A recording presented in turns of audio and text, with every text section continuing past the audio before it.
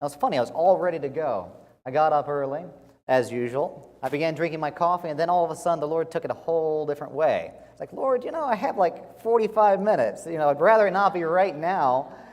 But that's what the Lord did. And as a result, I think the Lord wants us to go back to where I was the other day. I didn't get to go all the way through it because it was abbreviated time, but I think there is a great benefit for us this evening as well. Do you have any giants in your life?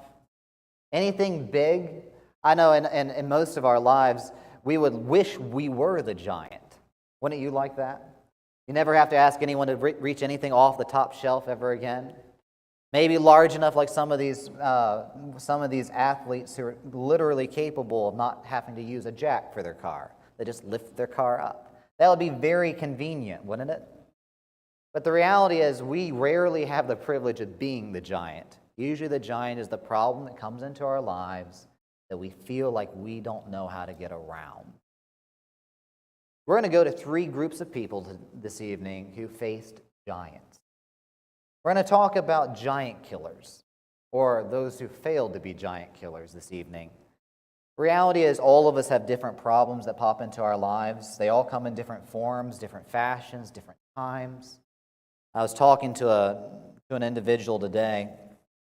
Of course, I always appreciate it, and I'm always very careful to make sure I always try to pay attention to my phone. So I always want our church to feel comfortable calling me at any time. If I don't get you in about 30, I usually answer my phone, but if I don't see it or I don't hear it, I'll call back in about 30 minutes. I had a call today, and I kind of changed the course of the day, which was perfectly okay. But this individual shared some of the giants that had just popped up in their life. And in their case, they almost seem insurmountable. I think we've all been there before. Things you don't know which way to go, no good solutions, no solutions perhaps. But the reality is God always gives us the strength to deal with what comes our way, provided we actually face it His way. So we're going to look at 3 groups of people. We're going to look at the leader, we're going to look at the loner, and we're going to look at the loser. The reality is all of us have the opportunity to be falling into one of these categories. It's not so much in any of the cases of these groups that we're going to look at this evening. None of them could do it through their own strength, though. And I think that's very important for us to remember. None of our problems none of us have the capability of really overcoming our issues. The reality is we all overcome them because of the great God we serve. So we're going to go with the classic one to start off with. Probably most of us remember when we think of the giants in the Bible, the first one that pops into our mind happens to be Goliath. So we're going to be in 1 Samuel chapter number 17. I'll give you a moment to get there. 1 Samuel chapter number 17, starting in verse number 4. 1 Samuel chapter number 17, verse number 4. I do find it interesting as we look at these giants this evening. I find it interesting the different ways they were conquered, different times, different people that were involved. But I think it's also important for us to remember as we look at our own lives, generally our giants do come in different forms. If you'll notice everything that Paul went through, we rarely ever find Paul worried about persecution. But we find Peter very worried about it. However, we find Paul very worried about a thorn in the flesh that he seems embarrassed to even mention what it was. And it almost got him down. It doesn't matter what the giant is. I think it's more important that we remember what gives us the strength. Who gives us the strength to overcome? 1 Samuel chapter number 17, verse number 4. And there went out a champion out of the camp of the Philistines, named Goliath of Gath, whose height was 6 cubits and a span.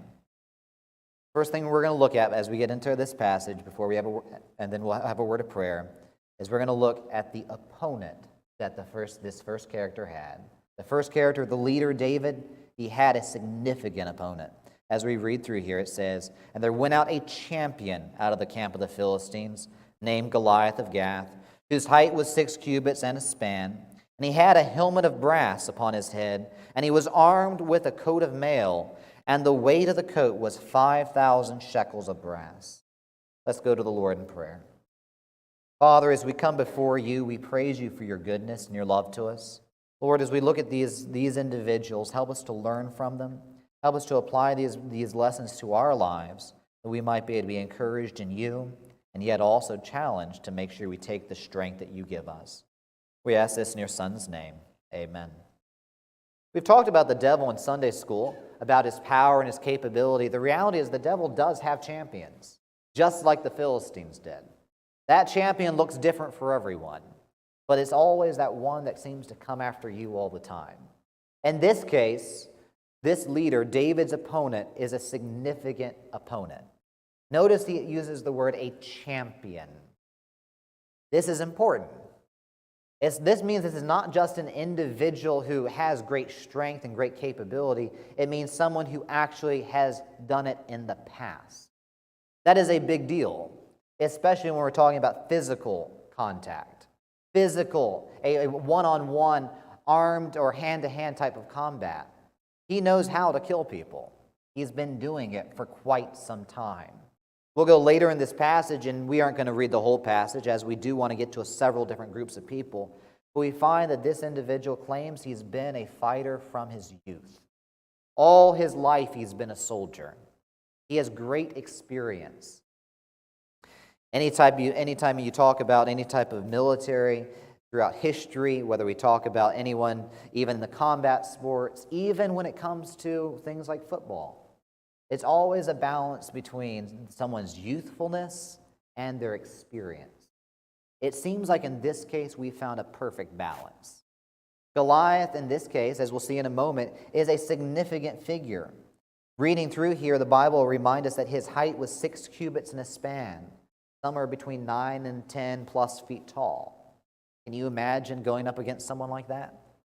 It is absolutely incredible. I've shared with you before, I've tried to train with some large people before. It is difficult. I actually injured myself at the end of last semester. And because I had this young man who was trying to train, and I was trying to show him how to do a judo throw. The only problem is he was a little taller than me. He was almost 6 foot, well, that's more than a little. About 6 foot tall, okay? But he was about twice my weight. He literally weighs 300 pounds, and I went and I threw him straight over, and I pulled something. I did it right, but I ended up hurting myself in the process. I had another gentleman recently who was trying to learn as well, and he was a football player for the local university. I think he's a lineman. He's not just 6 foot, he's closer to about 6'6" or 6'7". And he too weighs 300 pounds, but it's built entirely differently. Throwing someone like that is a problem. Fighting someone like that is a problem. Even getting close enough because of the incredible reach. What we find here in Goliath's case is he has an incredible physique that has been trained. Very important. Not only that, as we go on, we'll see the Bible describes in verses going down throughout this passage, it repeatedly describes his armament. We don't have time to go into in great detail, but it talks about his spear. We know he has a sword. We know he has a helmet, and he has a breastplate and a shield. Now, remember in history, this is kind of a big deal. In fact, the idea that he actually had armor that was not wood is a big deal because he was a champion. He was very well armored. We always find it funny whenever you find someone who likes to, not funny, it's sad, especially in the last number of years with all the turmoil and everything else. Maybe you find someone who's inebriated and then tries to play chicken with a car. You think, what were you thinking? Why were you trying to stop traffic with your body? It's not supposed to work that way. That is the situation we find in this passage. We find that this man, Goliath, has great physique, but he also has great resources that make him a good fighter. I was invited a few weeks ago to go to a historic martial arts club, and where they actually go and they actually hit each other with swords. It was weird. It was really weird. But as I was looking at it, they actually pointed a sword at me, acting as like, well, what would you do? How would you overcome that sword? Like, I'd run away. It's impossible to get past a 4-foot-long sword if you're actually trying to take someone hand to hand. It doesn't work that way. As we look through this passage, we'll find that Goliath has everything he could possibly want. Every weapon he needs, but remember what David has. None of it. Not one bit. So that brings us down to the next passage. Before we do, let's remember what everyone else thought of Goliath. Verse number 11, the Bible says, let's read verse 10 as well, 10 and 11. And the Philistine said, I defy the armies of Israel this day. Give me a man that we may fight together. We remember the story. But the Bible says in verse number 11, when Saul and all Israel heard those words of the Philistine, they were dismayed and greatly afraid. Reality is, you would think they should have mobbed the man, but that would not have made sense, I guess, in their minds, would have been dishonorable, or perhaps they're afraid that even mobbing him would not be successful. The reality is, all of these soldiers who had actually seen battle were scared, and for good reason.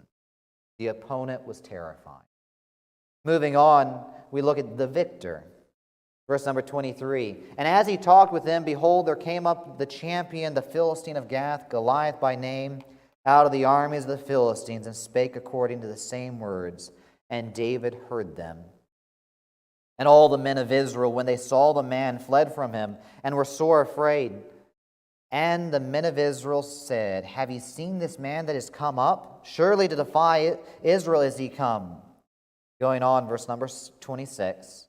And David spake to the men that stood by him, saying, What shall be done to the man that killeth the Philistine, and taketh away the reproach from Israel? For who is the uncircumcised Philistine, that he should defy the armies of the living God? The reality is, David looks for someone else to be the champion, and there is no one else. David does not go through this process seeking to exalt himself. We will find he becomes a tremendous leader because of this passage. But that's not the reason he's seeking it. Read through this passage and look at the description that David has. He's ruddy. The idea is that he is young, and he doesn't have a scarred visage yet. He doesn't look like a fighter. He doesn't have the cauliflower ears, the broken nose, the missing teeth. You ever look at a hockey player and tell how long they've been playing by how many teeth they have left? That's kind of the idea. David has all of his. He's not even seen blood yet. That's not entirely true. We see that he has seen a lion and a bear, two matches that he was incapable of beating, but God gave him strength. We also find, if we look at his weaponry is an absolute and utter joke. In fact, we find that Goliath is offended. You come at me with sticks and stones? A couple of ideas, of course. He doesn't have a significant, beautiful weapon system. At best, he has what's known as a shepherd's sling. At worst, he has a traditional sling. Basically, if you take two shoestrings and a little pouch, that's all he has. Now, I do find if you go into the Bible, David is not the only expert with it.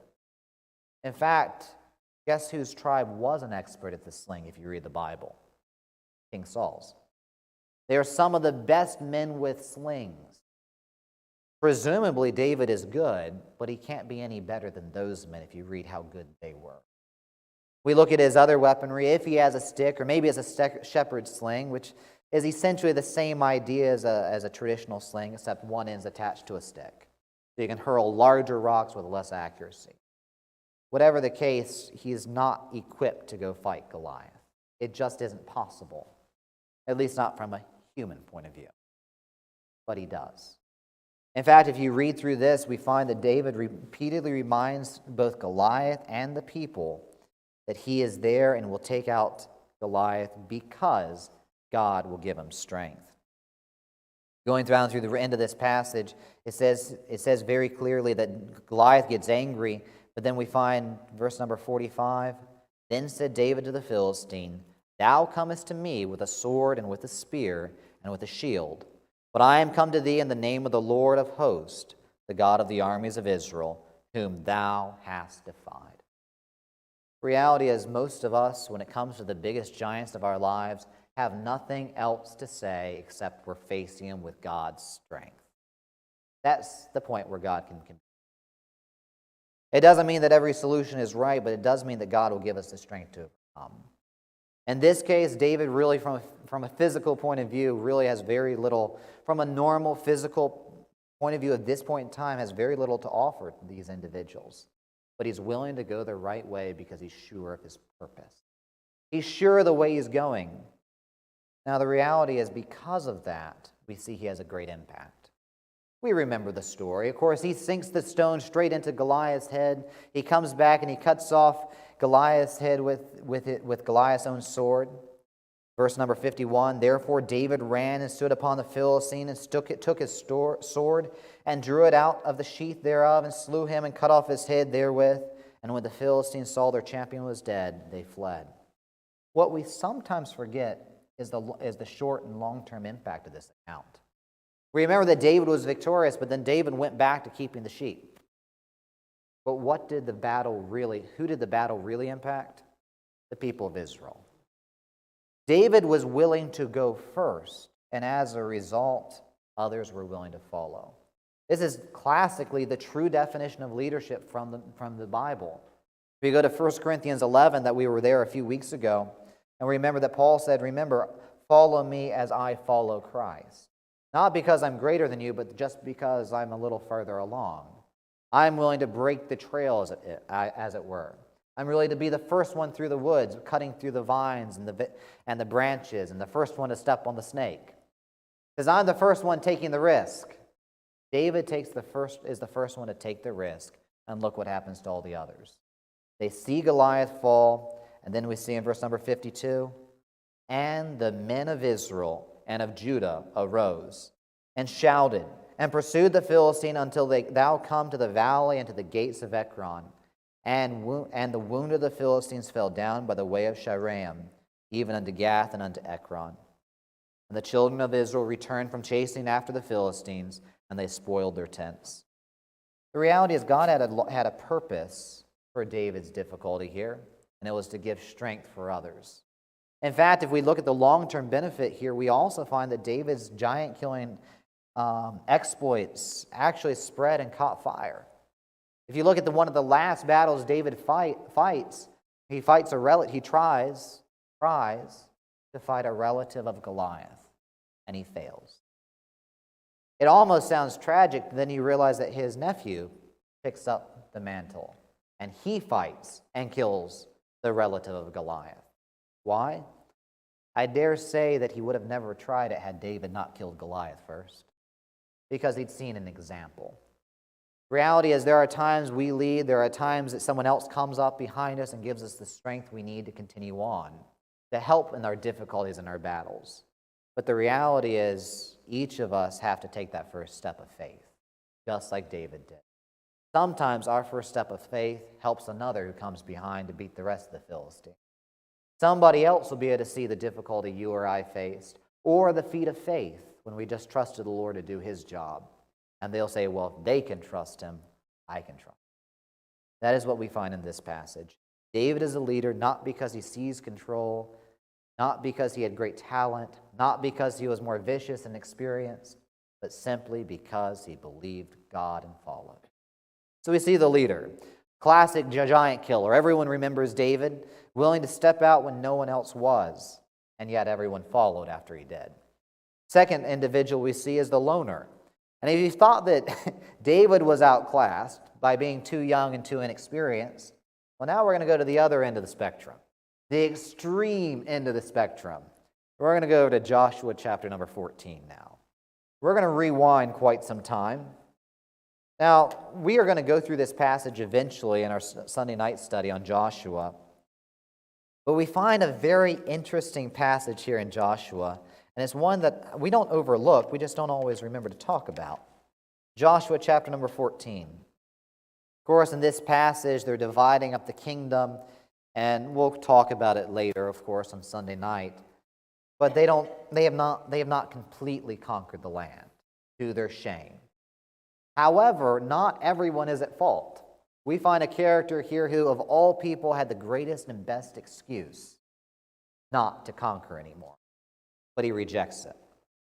We find in Joshua 14, verse number 6, we find the man, the Bible says, as the Lord, let's go to verse number 6. Then the children of Judah came unto Joshua in Gilgal, and Caleb the son of Jephunneh, the Kenizzite, said unto him, Thou knowest the thing that the Lord said unto Moses, the man of God, concerning me and thee in Kadesh Barnea.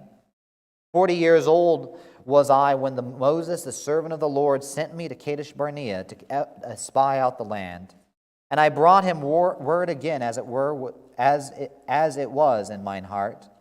Nevertheless, my brethren that went up with me made the heart of the people melt. but I wholly followed the Lord my God.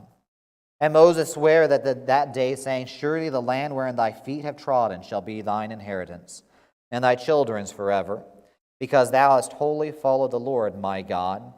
And now, behold, the Lord hath kept me alive, as he said, these 45 years, even since the Lord spake this word unto Moses, while the children of Israel wandered in the wilderness.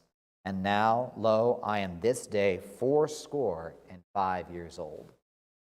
All of a sudden, we find in this case, remember, the vast majority of the children of Israel are below 80, way below 80. In fact, most were the idea that all of the adults that would have had the opportunity to go in the promised land at first have already died off, except two. The two oldest men in all of the people of Israel. Can you imagine being only one of two in your age bracket? Now, I understand as we look around, there are a few of you that are in the same age bracket as each other. There are one or two of us that are only in certain age brackets with the only people in this room in our age bracket. Now imagine we're the only people in the city or the only people in the state in my age bracket. Would you feel a little left out? Just a little bit, maybe. Maybe. Can you imagine not being able to sit around and complain about the progress of life and how that you're aching more than usual and no one else understands? You know, what's the fun in getting old if you can't complain about it with the people who understand? Well, Joshua and Caleb are the only ones who can understand growing old. The only ones. In fact, if we look here, they're 85, or at least Caleb is 85.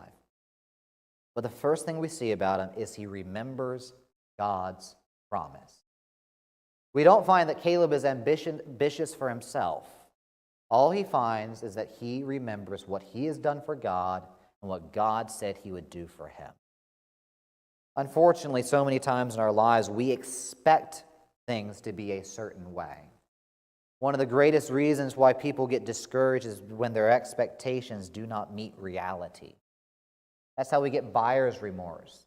That's how couples frequently have difficulty. It's not what they expected. It's how people get disgruntled at jobs. Not always, but frequently. It's because people expected something and they got something else.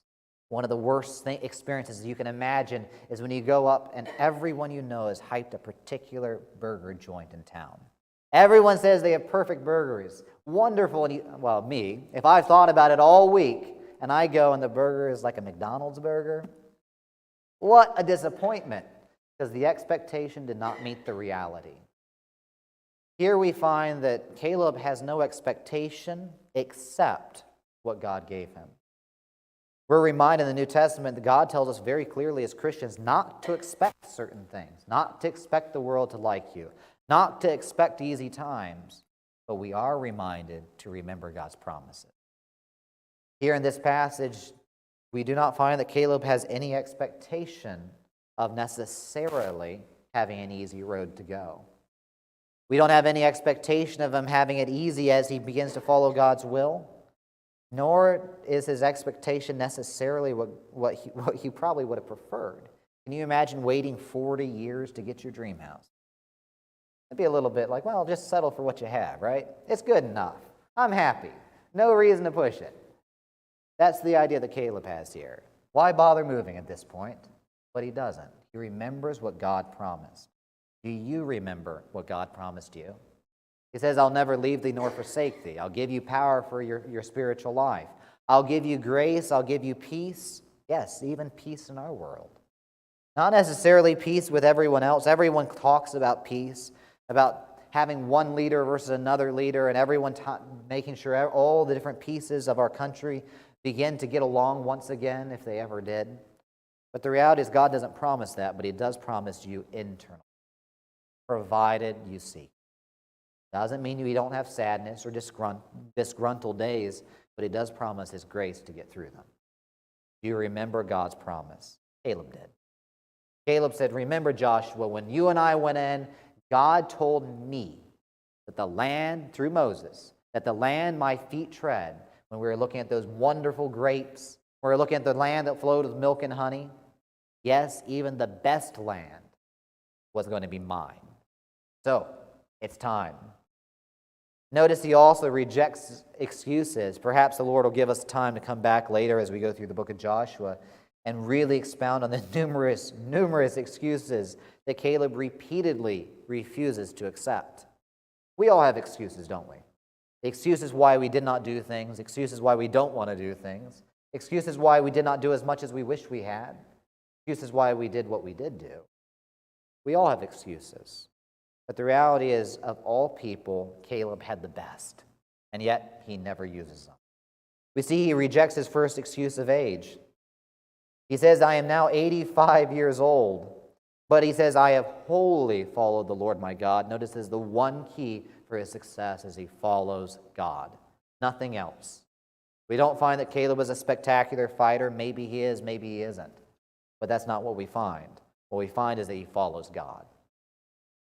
Here he says the first excuse is he says that God has kept him alive an additional 45 years, and now he is now 85 years, 85 years old. He says, and as yet I am as strong this day as I was in the day that Moses sent me. As my strength was then, even so is my strength now for war, both to go out and to come in. Now this is rather significant. Joshua, by the way, does not have this promise, nor does he have this experience. We'll talk about that later. Moses had this experience, and just like Caleb, but not Joshua. Caleb has the privilege of being healthy in his later years. He says, and guess what? I can still fight today. I don't know, if I can still fight at 85, I'd be thrilled. I'd be happy if I'm mobile. I'd be happy if I can walk and be comfortable, because frankly, most of my ancestors didn't have that privilege of walking comfortably at that age. In fact, more than a few of my ancestors died way younger than that. But the reality is, I'll be very happy if I'm mobile. I'll be very happy if my knees don't hurt too bad, my feet don't hurt too bad. But here in this passage, he says, no, I want more than that. I want to be at a fight. He also says not just to go out, but he also says to come in. Now, I find this one rather funny. He says, this is not a suicide mission, Joshua. I'm not just going out there because I want to go out in a blaze of glory because I don't like the idea of dying old. He says, no, I'm going to go out and I'm going to come back and survive. We would say that is gall or a little bit of ego perhaps, but evidently it works for him. Anyway, so we see he rejects his age. He also rejects the adversity. Verse number 12 says, now therefore give me this mountain whereof the Lord spake in that day. For thou heardest in that day how the Anakims were there, and that the cities were great and fenced. If so be the Lord will be with me, then I shall be able to drive them out, as the Lord said. He says, you know what, I want the hardest mountain you have.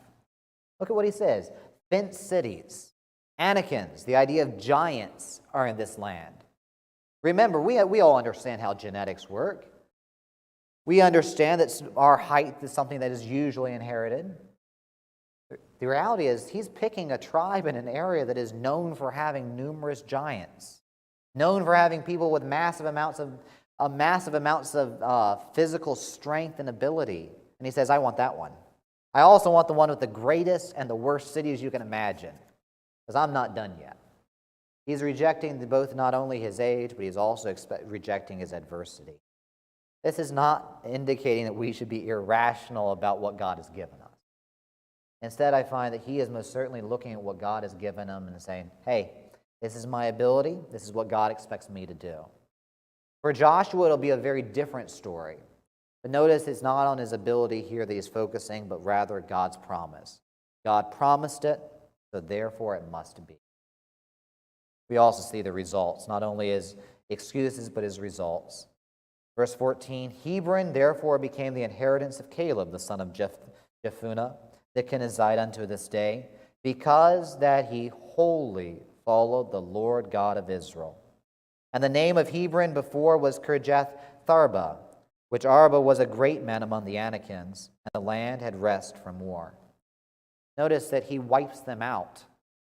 No longer is Hebron remembered for having giants. The giants moved south to Gath because Caleb came in and kicked them out. Reality is, Caleb did this more or less alone. In fact, if we go and we find that he was alone back with Joshua when he first entered the land. His story is one of solitude. You read the Bible, and we'll hopefully get into this in several weeks and Sunday night. We find that he didn't even have any sons, or very few sons, to actually give him the strength and the actual help to go conquer this land. Fascinating story here. He did this, I won't say on his own, but he definitely did it without the support that most people would want. So we consider him a loner. He is going the right way when no one else would. We see that David goes the right way and people follow. Caleb goes the right way and, well, people don't. What does it make a difference? God still lets the giants fall. Last one we look at, very briefly, we look at the losers. There's always a loser, sadly. If we go back to the book of Exodus, we will find these losers. And I would say that gently, but there's really no reason to.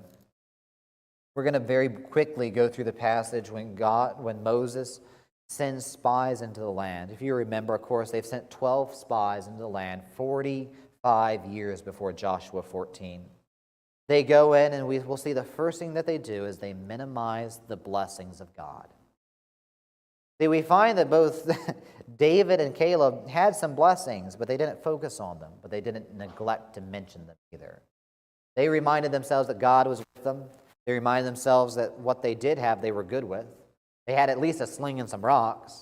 They at least had, maybe they were older than they wished, but at least they still had some bit of ability God gave them.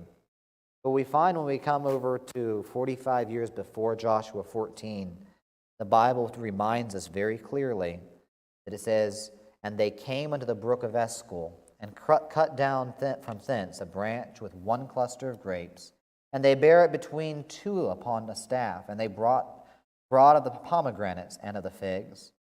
The place was called the brook of Eshcol, because of the cluster of grapes which the children of Israel cut down from thence." We sing songs like "Count Your Many Blessings" because we as people tend to forget. We tend to forget what God has, is, and will do for us. We tend to focus on the problems. Here in this case, we see they minimize their blessing. The first blessing they minimize is they made it into the land. That's quite impressive, actually. Going somewhere where they probably didn't speak the language, probably had very little background about where and what things were. Remember, it had been almost over 400 years since their ancestors had been in Canaan. Yes, they did know it, but can you imagine the change in 400 years? Can you imagine someone who settled Pensacola coming back today and getting around? I can't begin to fathom it. Now imagine they were coming in to steal from a bank. Do you think they'd be very successful at stealing from a bank? I dare say not. Coming in as a spy to spy out Whiting Field. It probably wouldn't work out well for them because of the time change. They were not familiar. But yet these men made a safe entrance. Not only that, they had a clear abundance they neglected to see. They didn't focus on the grapes. They didn't focus on what God had given. Verse 25 and 26, they also neglected to focus on their safe return. And they returned from searching of the land after 40 days. And they went and came to Moses and to Aaron and to all the congregation of the children of Israel under the wilderness of Paran to Kadesh, and brought back word unto them, unto all the congregation, showed them all the fruit of the land. 12 men make it in. They spy it out for, what does it say, 40 days. And then they come back out safely. Do you remember when they sent spies into Jericho? They barely made it out with their lives.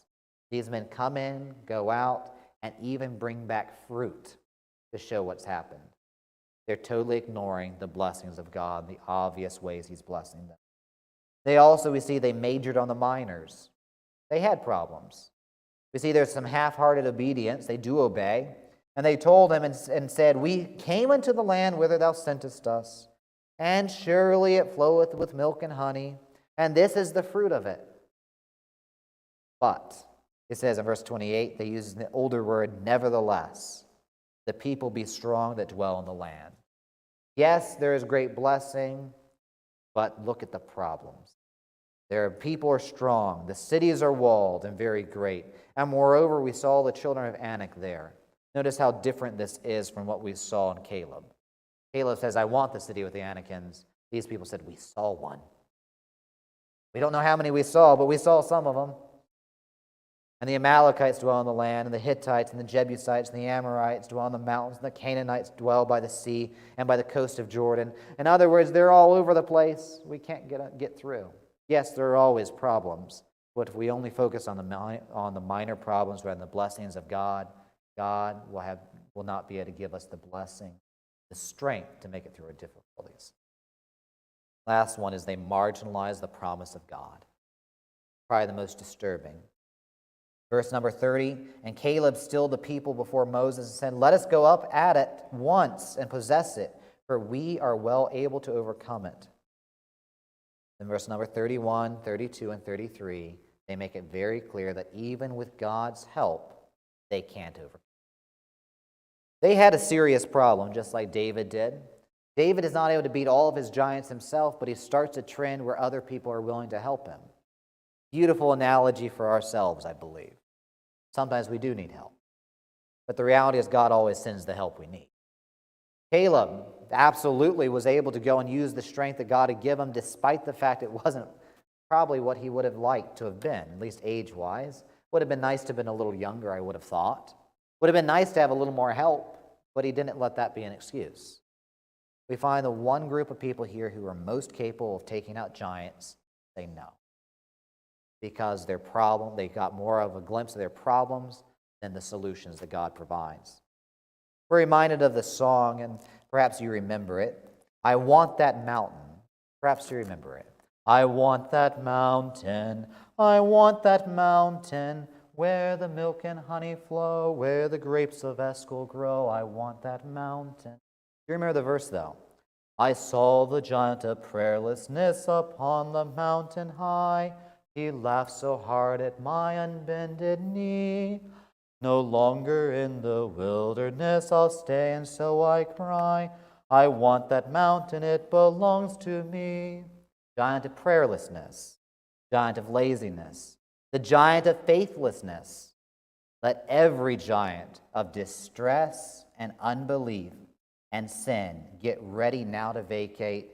For you see, I've come from out of the wilderness, and I know I'm going to win. I want that mountain. It belongs to me. Doesn't matter what the mountain looks like. Doesn't matter what the giant looks like. God has promised his victory if we go to him. Doesn't mean it'll be easy. Doesn't mean that there won't be hiccups.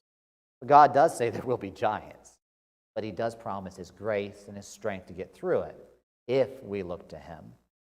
Just a moment, we have the privilege of going to the God that gives us the strength to do. He is the one who gives us the strength through our difficulties. He is the one that gives us the strength and the strength to those in our church who are struggling with their own giants. The problem that we have to, the question we have to remember is, do we want to be a leader, a loner, or a loser based upon our trust and obedience of God? God says, I'll give you the strength, but you have to be willing to take that step of faith. As we go to prayer, I do encourage each of us that we do pray for those in our church who are struggling. We know there are quite a few.